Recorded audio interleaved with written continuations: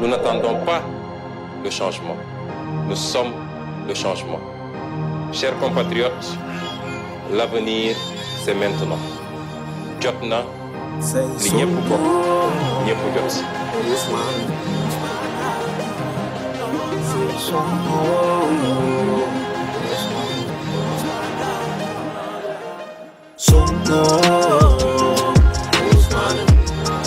Dafa jot ñu changer système. Sonko ñun ne nangu nañu doon révolutionnaire. Sonko dafa jot ñu changer système. Sonko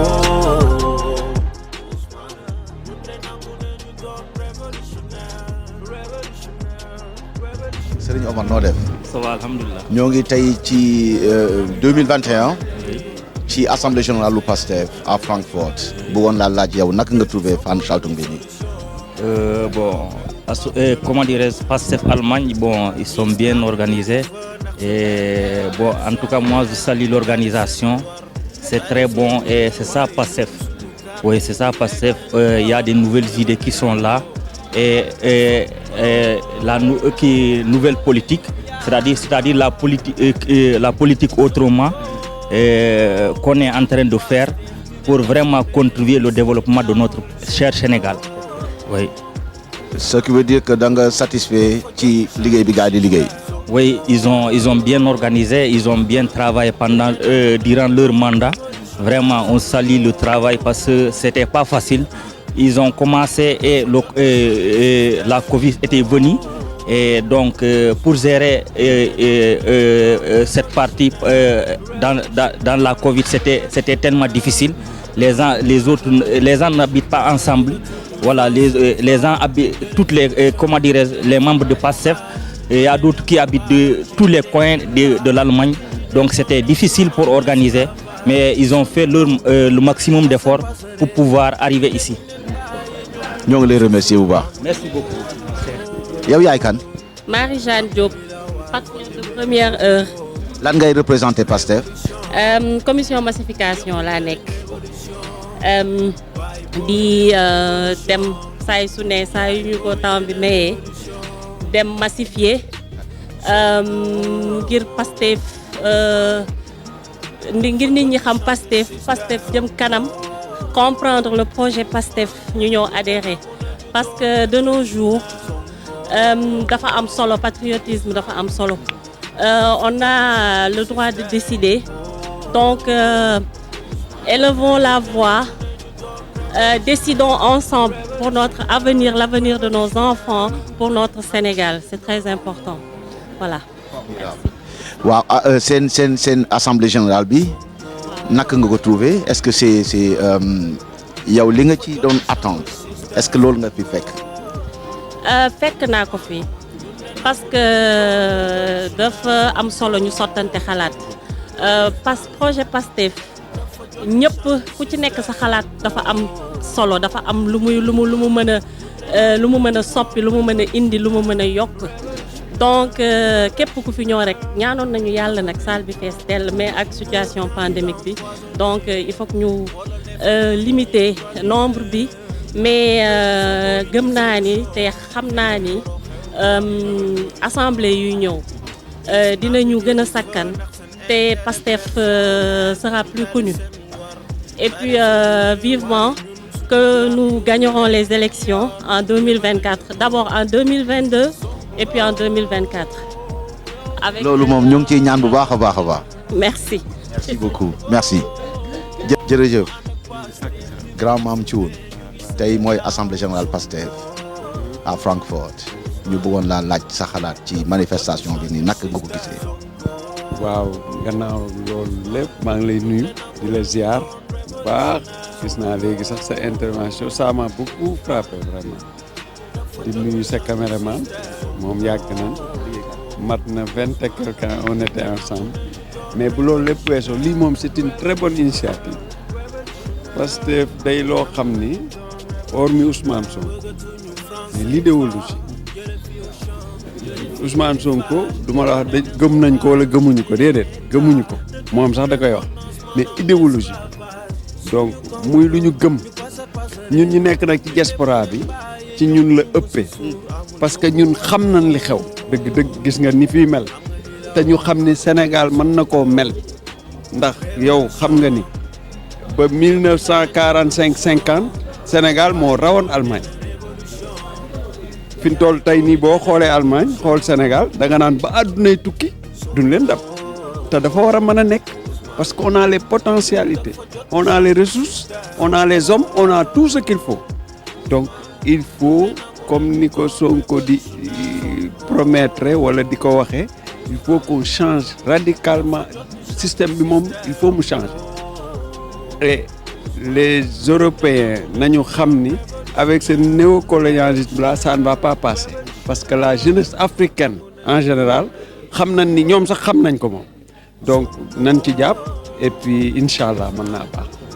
jërëjëf dégg nañ wax ji waaw mais dama laa bëggoon tamit laaj Pastef seen cellule bi ngeen am fii en Allemagne lan ngeen fas yéene contribuer ci projet boobu Ousmane Sonko teg wala bi Pastef en général teg. merci beaucoup gis nga bi nga defee sa pertinente idée boobu kii ñoo bokk c'est mon secrétaire général. moi je suis le coordonnateur de région de Lançon ki Malick Niang la tudd c'est mon coordonnateur. c'est mon moom danañ ñëw ci moom léegi. secrétaire général très bien mais ñun dañu am stratégie de massification parce que parti massification alors hormis cotisation ak yooyu ñun dañuy def parce que man dama nekk ci daayira aussi am fa ay kii nekk ci association am fa ay kii léegi fu ma organiser réunion yooyu dama ciy def brèche au moins 10 minutes pour Pastef et franchement gis nga sànq coordonnateur national mi ngi ñuy féliciter on est les derniers à venir mais on l'a réussi donc dañuy dugg fu ne presque porte à porte c'est ça notre stratégie de massification et on s'en sort. mais yow coordination Allemagne jëloon ko intéressé wu la. waaw mais xam nga àdduna da ngay def ndànk-ndànk moi je suis nouveau ñu bëri fii bi ma ñëwee xam nañ ma parce que damay bokk réunion je suis actif dedans alors beaucoup de gens sont venus se présenter à moi wax dëgg yàlla mais àdduna ndànk-ndànk mais tey moom je pense que je suis en train de discuter avec mon ami là je pense que je vais intégrer le bureau exécutif je vais essayer et on verra inchallah. yaakaar naa Pastef li mu soxla mooy ay nit yu engagé des gens qui d'abord ont compris l'idée projet wu Pastef ba pare fas yéene ci def seen doole yow dégg nañ sànq tagg gi ñu leen tagg ci liggéey gu set gi ngeen liggéey moo tax ma laaj la loolu na la ndax doo yokk engagement bi jàll bureau exécutif bi jël peut-être coordination. Coordination bi ce sera je pense un peu trop pour le moment je pense je ne veux pas brûler les étapes bon dañ koy def ndànk-ndànk ça va venir mais de toutes les façons je mettrai quand même sama brique daal dinaa ko jéem a teg ci édifice bi inchallah ça je suis très content d'échanger avec vous xam naa sax on va prendre nos contacts ensemble inchallah loolu yemul ci benn. ouais. jërëjëf Malick Niang maa ngi lay delloo ziar bëggoon laa laaj assemblée générale bu tey bi bu Pastef 2021 noo ko gisee. bon maa ngi lay nuyu d'abord di la nuyu baax di nuyu caméraman di nuyu sama coordinateur suñu cellule bon li ma ko gisee dans l'ensemble ça s'est très bien passé c'est une très belle organisation que y a des idées qui sortent nit ñi tamit benn objectif la ñu am muy nu Pastef jëmee kanam ni ko waa réew ma bëggee ñun daanaka ñoo leen ko gën a bëgg sax quoi parce que il faut que les choses évoluent quand même quoi changer mën a dox quoi mais dans l'ensemble ni assemblée générale bi doxee moom je suis satisfait kontaan naa ci baax. mooy li may wax sa coordinateur léegi yéen seen cellule dañ koo tagg bu baax tey particulièrement ne yéen vraiment seen liggéey set na ma laaj bi ma laaj léegi sa coordinateur ndax yéen fas yéenewul leen dugal seen loxo ci comité exécutif bi. waaw bon comme ni ko sama coordinateur waxee rek on en discute tamit avant ñu ñëw tamit ñu ngi si doon waxtaan mais moom am na lu mu la si jot a tontu bon damay revenir tuuti rek sur le problème de la massification bi nga xam ne tey soulevé nañ ko lu bëri quoi benn exemple ak laay joxe par rapport ak suñu bos ñun comment on sensibilise les gens à notre niveau. Bon ñun dañuy organiser ay manifestations def ko au nom de Pastef bu gars yi ñëwee automatiquement dañuy commencer jël une heure de temps wax leen ci Sonko wax leen ci Pastef bi balaa ñu faa jógee au moins nañ am 5 wala 10 personnes yu bokk yu adhéré wu. Donc on organise des matchs de football dañuy dem ci association yi nekk suñu zone yëpp association sénégalaise yi nekk suñu zone yëpp ne leen dañu bëgg organiser benn match de football par exemple wala yendu mais dañ yéen la ñu invité. su fekkee dañuy ñëw ñu def ay añ jox leen yooyu suñ paree ñu toog waxtaan ci Sonko et sur le parti bu ko defee bon balaa ñu faa jógee dinañ am au moins une dizaine wala quinzaine de personnes yoo xam ne dañuy adhéré wu quoi donc loolu lañ def bon mu nekk nag bon je pense que stratégie bu baax la sama coordinateur ñu si doon waxtaan sànq sax bon il pense que ne après dina ko fi jàllale pour les autres cellules bu fekkee mën nañ koo adopté tamit ñu adopté ko comme ça donc massification bi dina ñëw quoi. Voilà. jërëjëf sëriñ bi ñu ngi lay remercier bu baax a baax merci. salaamaaleykum. Arona Diatta ñoo ngi lay nuyu bu baax. waaw di la ziar di la laaj Pastef lan nga xalaat ci Pastef. am naa xalaat boo xamante ne dafay yaatu trop si Pastef premier xalaat bi mooy. Pastef dafa ñëw pour génnee Sénégal ci lënd Pastef dafa ñëw pour tabaxaat Sénégal Pastef dafa ñëw pour créer loo xamante ne kenn mus ko créer ci Sénégal. mooy lan. soo gisee depuis l'indépendance en 1960 man mi juddoo ba tey ba tey amul benn changement benn politique bi benn système bi. moo tax Pastef dafa ñëw pour bale yoolu yëpp mu teg lu bees. yéen tey ñu ngi taxaw fii à Francfort seen assemblée générale Pastef bu Allemagne naka nga gisee assemblée générale. ok bon lu ma gisee tey mooy am nañu réussite parce que soo gisee ak affaire problème de santé bu ñu nekk nii nga ñëw ñu am. presque vingtaine de personnes macha allah am nañu réussite parce que daal soo gisee tey affaire Covid bi ñu bëri ñu ngi tiit bu xamante ne pour génn ça c'est des problèmes donc ñu am ñoo xamante ne ñu ne man Pastef moo ma ñor quelle que soit la situation dinaa dem tey Francfort ñu jógee comme Bayern comme ñun ñu jógee comme Cologne comme tous les kii donc réussite totale laa gisuma benn kii sur nos réussites la. waaw mais yow yaa ngi wax 20 de mais man li ma gis fii mot na ay 120 personnes. voilà gis nga donc man damaa wàññi bel c'est ça là donc ce que dire nit yi daal dañu fonk Pastef moo leen tere nelaw waaw parce que lu tax loolu seen dëkk moo leen ñor mooy Sénégal waaw. yéen seen Pastef Allemagne lan ngeen tëral comme stratégie pour contribuer ci lutte bi nga xam ne Ousmane Sonko ak son parti au Sénégal ñu ngi ci xeex. d'ailleurs suñu première stratégie mooy lan ñu gën a def massification pour xeex nit ñi loolu la parce que d'abord doo ak tamit xamal nit yi kuy Ousmane Sonko lan la woote parce que nit ki mënoo topp nit te xamoo mooy luy idéologie comme lan la woote wala lan la bëgg il faut d'abord nga xam ko nga xam projet nga xam idéem loolu la Pastef Allemagne loolu la taxaw pour xamal Sénégal yi Ousmane Sonko lu mu woote Ousmane Sonko lan la bëgg wala Pastef ak Ousmane Sonko lan lañ bëgg pour Sénégal c'est ça. ñoo ngi leen remercier bu baax. jërëjëf. Chers compatriotes, l'avenir c'est maintenant. jot na li ñëpp bokk ñëpp jot si.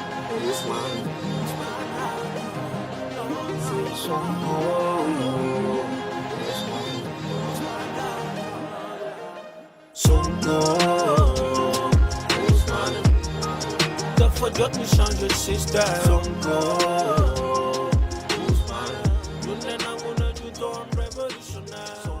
soxna Aïcha ñoo ngi lay bëggee. jërëjëf tey seen assemblée générale Pastef 2021 naka nga ko gisee. asalaamaaleykum tout d'abord maa ngi nuyu patriote yëpp képp ku fi teew jógee fépp ci Allemagne maa ngi lay nuyu di la sargal jox la sa wàccuwaay di jiital nuyoo nag président Ousmane Sonko moom ak cadre Pastef yëpp di nuyu mbooloom sympathisant partisan di la nuyu yow grand Eric. alors maa ngi koy dund naturellement.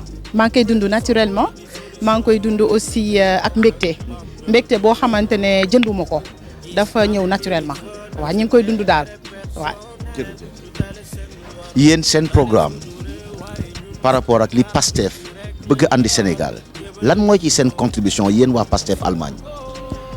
bon suñu contribution si parti bi dañu bëgg a liggéeyal Sénégal dañoo bëgg a jël Sénégal jëlee ko ci point A yóbbu ko ci point B te nee nañu picc mi ngi ci kaw mais xelam mi ngi ci suuf donc ñun ñu nekk fii ci kaw mun nañ jox loxo ñu nekk ci suuf ñu liggéeyandoo naa am physiquement mënuñu taxaw mais par les moyens financiers par tous les moyens ñoo ngi liggéey parce que ñun Sénégal moo ñu ñor dañoo ñëw rek ut si mais bëgg nañu dem ñibbi suñuy doom ñibbi suñuy setaat ñibbi donc et puis li nekk ci suñu dënn Ousmane Sonko moo ko yee ak projet Pastef moo tax kenn ku si nekk fii ñu sentir suñu bopp ci liggéey bi fas yéene nag liggéey.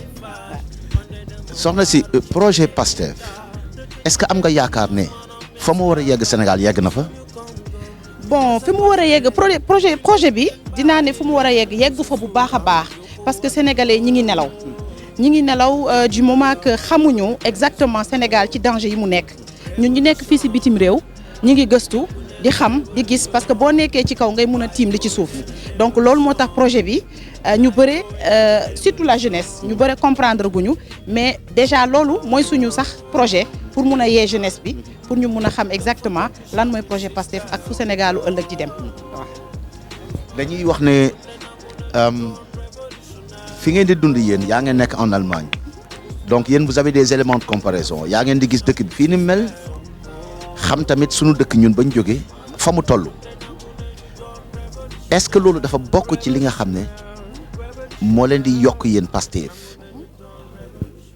waaw loolu dinaa ci sawar a tontu parce que man def naa fi personnellement 23 ans te xam naa ne yow mi may poser question yaa ma fi gën a yàgg alors patriote boo gis rek def na fi minimum 10 ans alors bu demee noonu jël nañu ci culture bi fii jàng nañ fi ñoo ngi pratiquer suñuy profession fii donc ci kaw loolu ci la ñuy sukkandiku pour mun a apporter loolu suñu dëkk donc gis nañ la culture allemande la culture européenne dëkk bi ni ñu liggéey ba développé ko donc loolu di nelaw ci ñun loolu moo tax ñu bëgg ko yóbbu au Sénégal dina metti nag mais ñi ngi ci parce que ku ne Pastef ça veut tout dire voilà.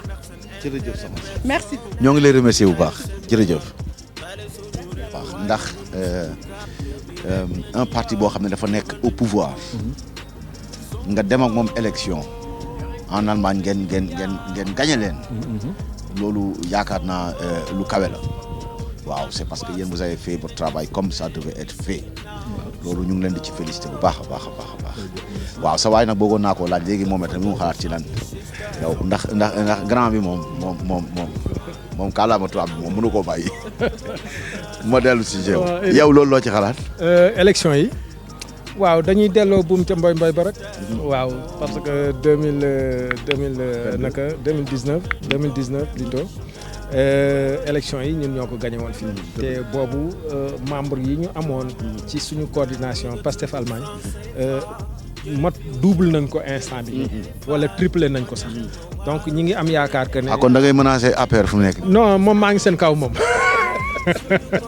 maa ngi seen kaw APR moom nañu xam ne maa ngi seen kaw bon élection yooyu j'étais là-bas dans la salle perturbé leen pendant toute la journée bon xamee nañ ma ci bu baax quoi te je sais que après am na ñoo xam ne nii ils ont rejoint le Pastef voilà donc dañuy delloo buum bi ci mboy gi rek na mu meloon fa ñu jaaroon ba gagné leen foofu la ñuy jaaraat rek et je sais que incha allah yàlla dinañ ci may nam mais d'ici là am na benn travail d'approche boo xam ne nii war nañ ko def mooy ñu dem vers les gens jege nit ñi jege population sénégalaise bi nga xam ne ñi ngi fii en Allemagne fu waay nekk rek bëgg nañ fa dem ñun en tant que Vorstand bi nga xam ne nii mooy maanaam ñi nga xam ne ñoo ko ŋànk sax mais ñoo ko féete kaw bëgg nañ jël suñu tànk dox fekk ji militants yi fu nekk bëgg nañ fa samp ay cellules vraiment ànd liggéey ba mën a massifier le grand maximum ci personnel sénégalais bi nekk fii quoi donc loolu foofu lañ ko bëgg a jaaree d'abord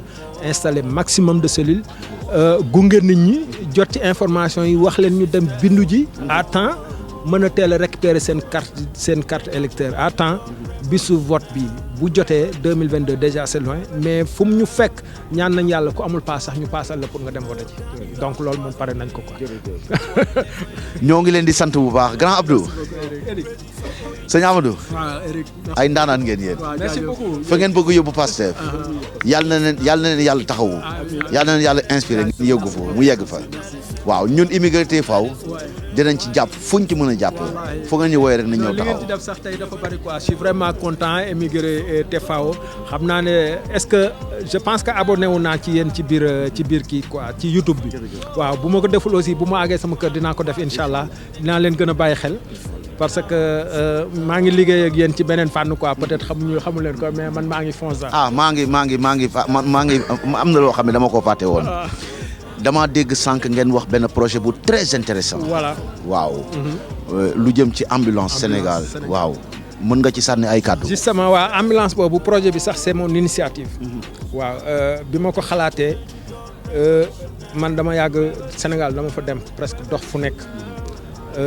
Casamance fu nekk dugg naa fa xam naa lan mooy njariñu ambulance parce que j'en ai vécu des situations yu terribles te loolu xam naa lan mooy njariñu ambulance donc ci xalaat boobu laa demee ba ne président Ousmane Sonko fépp fu muy dem ambulance war na ko topp parce que non seulement moom rek mais kenn xamul ñi nekk ci ginnaawam kan moo ciy am malaise wala kan moo ciy feebar wala kan moo ciy blessé wala yàlla tere accident am et tout ça au lieu que ñuy toog di xaar ambulance bu ñu woo wala sapeur bu ñu woo alors que ñoom am nañ ambulance bu leen topp l'évacuation ça sera très facile et que foofu laa jëlee initiative boobu ma xalaat ko waxtaan ko ak samay naataangoo yi ñu bokkal coordination bi ñu bari approuvé ko ñu dem ba élargir ko ci membre Pastef yëpp ñu taxaw ci donc maa ngi ko bëgg a souligner sax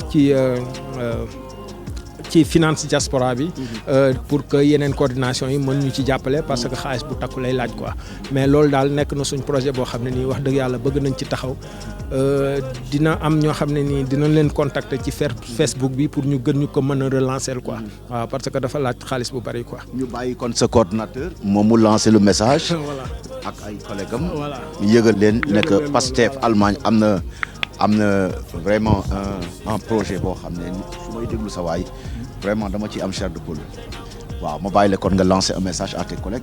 ñu jàpp ci daal parce que kii li muy wax nii vraiment doy na waar. waaw mais je pense que Amadou lu mu wax je pense que c'est un cri du cœur parce que Sénégal on a un système de santé moribond loolu moo dafa am et puis je pense que affaire yi moom li ñu wax mooy su ñëpp jàppee mu yomb donc. ku mën teg 100 francs su 10 jàppee teg 15 francs ñu mu nekk 150 donc daal na si jàpp bon na si ñëpp jàpp bon man je suis convaincu c'est un truc très noble c'est un truc altruiste donc je pense que dina si jàpp comme ça mu jëm kanam quoi même pas rien que c'est pas Ousmane Sonko ay nit lay àndal donc tout le monde am cette couverture maladie ou bien sécurité médicale au cas où bon su am dara amee ñu mun a am la logistique pour yóbbu leen ñoom faju ji quoi et puis ça moom dina si jàpp incha allah. yéen daal bettu leen nit ñi yéen ay naanaan ngeen yéen vous prévenez au lieu de guérir. waaw mais bon je pense que guérir c'est réagir mais bon léegi sooy prévoir. C'est que tu te projettes dans le futur. Et puis je pense que c'est ça qui est important. Il faut qu'on se projette dans le futur pour un Sénégal nouveau. Donc, man daal loolu laa gëm quoi parce que la réaction, je pense qu'on a trop réagi. Bon, depuis 60 ans, on n'a rien changé. Maintenant, il faut oser le changement. Et le changement, ça se passe dans le futur. Voilà, loolu la quoi. Ouais. Merci beaucoup. Mais aussi bon, dinaa leen remercier parce que vraiment ak Immigré TV, bon, moi j'ai été en contact avec Seydina. Bon, quand je lui ai dit que dañuy def l'auto AG aujourd'hui, bon, il m'a dit écoute, je viens. Eric Boss, il vient. J'ai dit mais Eric, je le connais parce que c'était Pastef. Donc, je pense que c'est la même famille. Donc, notre combat, il est politique. Mais votre combat, c'est l'information. Mais l'information aussi est politique. donc ñëpp su fi jàppale moom foog naa ne que affaire dina jëm kanam quoi. dañ koy def rek ni ñuy defee Sénégal mag yi ñu delloo leen cër gi waaw te ambulance bi dañ ciy fas yéene jàpp waaw ñun ñëpp waa Immigré TV dinañ ci andi lañ ci mën a andi jox ko sa waay waaw jërëjëf ñu ngi leen di remercier bu baax a baax a baax jërëjëf ñun ñoo leen gën a kontaan. tey am na solo aussi vraiment ak sa délégation je peux dire parce que xam naa ne aussi leader nga fa nga nekk voilà ñu ngi lay gën a ñaax nga gën a dolli ni nga taxawoo woon rek parce que man xam naa quoi waaw man xam naa depuis nga nekk ci biir ba léegi xam naa donc nga di la gën a ñaax nga gën a dolli rek fa nga féete aussi nga gën a mobiliser wu quoi donc am na lu ñu programmé woon xëy na Covid bi moo yàq li ñu préparé woon mais yow xam nga ñun xam nañ te loolu mi ngi suñ xel ba léegi te bu soobee yàlla ñu ngi ñaan yàlla mu may ñu temps bi ñu doxal ko incha allah di leen remercier yéen ñëpp quoi merci beaucoup. jërëjëf.